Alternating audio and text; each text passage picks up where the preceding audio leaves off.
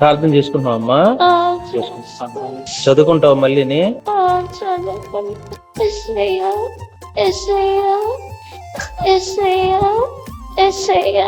ఒకటిలోనే చిరుసగం చేపించేవాడిని, ఒక ఇంజక్షన్ లోనే చిరుసగం చేపించేవాడిని. అవును సార్. మళ్ళీ మోకాల కిందకి తీసేసారు సార్ ఇప్పుడున్న ప్రస్తుతానికి. అది సార్.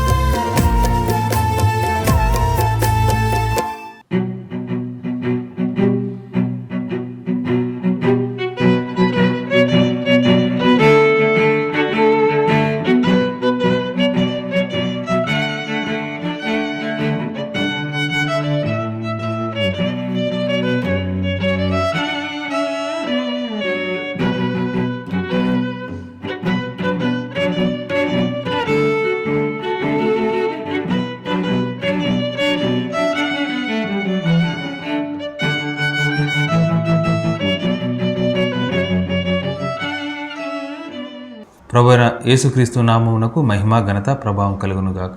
మీ అందరికీ నా వందనాలు. ఒక నిరుపేద కుటుంబంలో వచ్చినటువంటి భయంకరమైన కష్టం గురించి మీతో పంచుకోవాలని ఈ వీడియో చేయడం జరుగుతూ ఉందండి. సహోదరుడు రమేష్ గారు గుంటూరు జిల్లా దుగ్గిరాల మండలం శృంగారపురం అనేటువంటి చిన్న పల్లెటూరులో వారు నివాసం చేస్తూ ఉన్నారు.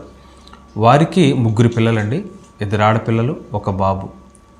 వారిలో పెద్ద పాప ఆరోగ్యంగానే ఉంటారు, కానీ మిగిలినటువంటి 2వ పాప బాబు వారు పుట్టుకతోనే ఒక జన్యుపరమైన వ్యాధితో బాధపడుతూ ఉన్నారు. అనేకమైన హాస్పిటల్ తిరిగిన తర్వాత డాక్టర్స్ చెప్పింది ఏమిటంటే ఒక్కొక్కరికి రోజుకు 1 ఇంజెక్షన్ చేయాలి, పాపకి బాబుకి కూడా. ఆ ఇంజెక్షన్ ఖరీదు 450 రూపాయలు, అంటే 900 రూపాయలతో వారికి ఇంజెక్షన్ చేయాలి ప్రతిరోజు. మనతో ఉన్నటువంటి సహోదరులు రమేష్ గారు, వారి భార్య రత్నకుమారి గారు, అలాగే బాబు శ్రీకాంత్, వీళ్ళకి 2 పాపలు ఉన్నారండి. ప్రస్తుతం 1 పాప హాస్పిటల్లో ఉంది. మంగళగిరిలో ఉన్నటువంటి ఎన్ఆర్ఐ హాస్పిటల్లో ఆ పాప చికిత్స పొందుతూ ఉంది. కాలు ఒకటి తీయటం జరిగింది.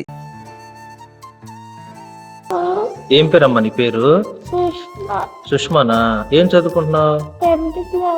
10th class చదువుకుంటున్నావా? ఏమైందమ్మా అసలు? అదెళ్ళి గేట్ గుద్దుకుంది. కాలు బాగా నొప్పిగా ఉంది. చిటికలేలు కాడ చిన్న పుండు పడింది. చిన్న పుండు బాగా నొప్పి వస్తుంది. డాడీ లోసిక్లు టాబ్లెట్స్ తెచ్చాడు. అవి వేసుకున్నా కానీ తగ్గపోయేసరికి అమ్మ జెండు బాగా రాసింది. జెండు బాగా రాసినా కానీ తగ్గల. ఇంకా నైట్ బాగా నొప్పి వస్తుంది. తగ్గపోయి వజ్రేతులు లేదు బాగా. ఇంకా నొప్పి వల్ల నిద్ర కూడా పట్టక బయటికి ఇంట్లో తిరుగుతా ఉన్నా. తెల్లారు లేచేసరికి పాదం అంతా నల్లగా వచ్చింది, వాసిపోయింది కాలంతా. డాక్టర్ దగ్గర తీసుకెళ్లి కక్కూరు చూపిస్తే ఇన్ఫెక్షన్ అయిందని చెప్పి 3 బాటిల్ పెట్టాడు. పట్టుబట్టి ఇంటికి పంపించాడు. అంతే తెలిసిన. ప్రార్థన చేసుకుంటున్నావమ్మా? చదువుకుంటావు మళ్ళీని?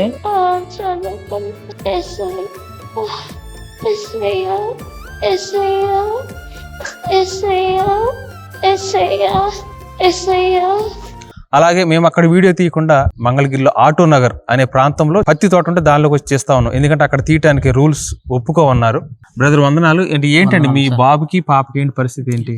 ఇద్దరికి చిన్నప్పటి నుంచి పుట్టిన కాడి నుంచి ఆరోగ్యం బాగోదు సార్.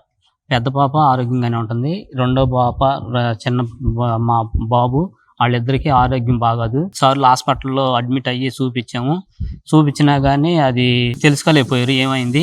బ్లడ్ టెస్టులు చేస్తే న్యూట్రోఫిల్స్ కణాలు తగ్గుతున్నాయి అని చెప్పారు. ఇద్దరికి అదే ప్రాబ్లం సార్. అయితే ఇద్దరికి అదే ప్రాబ్లం సార్.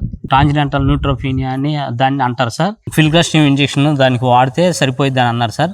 అది డైలీ వాడాలని చెప్పి మాకు లెటర్ కూడా ఇచ్చారు సార్. అయితే మా స్తోమత అంత, నేను కూలి పని చేసుకునేవాడిని, పెయింట్ పని చేస్తాను. వారానికి వచ్చి ఎక్కువ శాతం ఒకటే చేపించేవాడిని సార్. చెరొకటి కూడా కాదు సార్, ఒకటిలోనే చిరుసగం చేపించేవాడిని. ఒక ఇంజక్షన్ లోనే చిరుసగం చేపించేవాడిని. అవును సార్. ఆ పాపని ఎన్ఆర్ఐ హాస్పిటల్లో జాయిన్ చేశారు. కాలు మోకాల కిందకి సగం తీసేశారు. ఆ పాప ఎంత దైవభక్తి కలిగినటువంటి పాప అంటే అనేక మంది బిడ్డలను సండే స్కూల్కి తీసుకొస్తుంది, అలాగే చర్చి ఊడుస్తుంది, పట్టాలు వేస్తుంది, యాక్టివ్గా ఉండేటువంటి పాప. మరి ఆ పాపకే ఇలాగ జరగటం ఎంతో విచారకరం.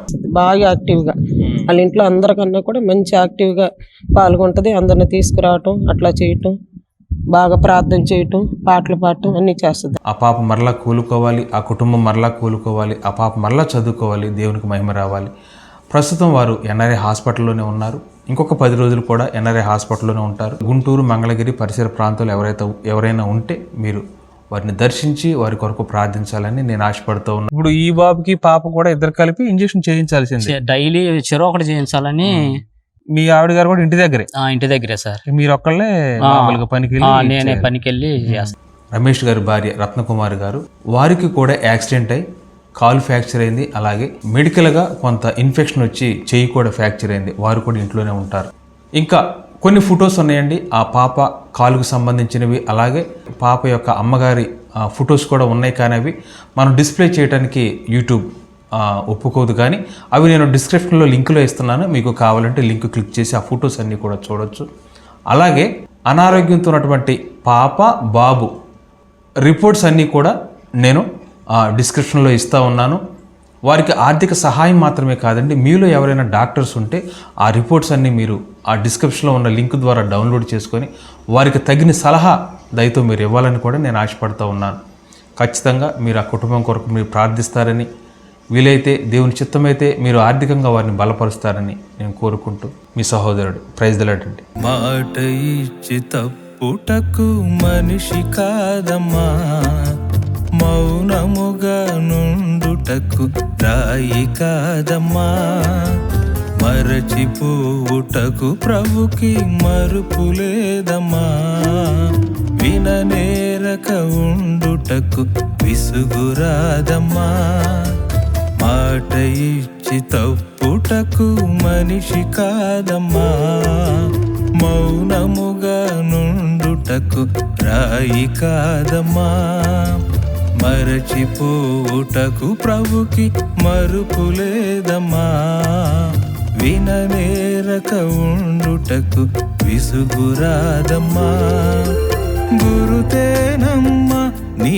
స్థితి గురుతేనమ్మా, ఎరుకేనమ్మా నీ వెతలెరుకేనమ్మా, నీవంటే నీ తండ్రికి ప్రేమేనమ్మా, తన చేతులలో నీ రూపం చెక్కాడమ్మా, నీవంటే నీ తండ్రికి ప్రేమేనమ్మా, తన చేతులలో నీ రూపం చెక్కాడమ్మా.